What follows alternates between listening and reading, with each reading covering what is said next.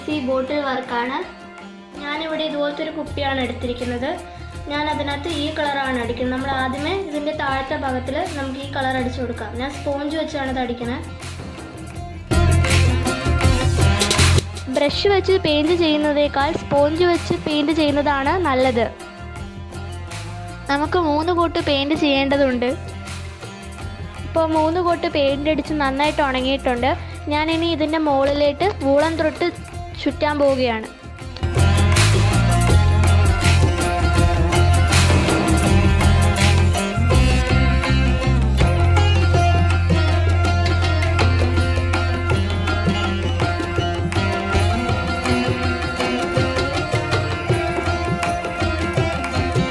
Woollen thread ഇവിടെ ചുറ്റിക്കഴിഞ്ഞു. ഇനി ഇതിലേക്ക് വൈറ്റ് കളർ ഡോട്ട്സ് ബ്രഷിൻ്റെ ബാക്ക് സൈഡ് ഉപയോഗിച്ച് ഡിസൈൻ ആയിട്ട് ഇട്ട് കൊടുക്കുകയാണ്. ഇനി വൂളൻ ത്രെഡ് ചുറ്റിയ ഭാഗത്ത് ബീഡ്സ് നമുക്ക് ഇതുപോലെ ഒട്ടിച്ചു കൊടുക്കാം.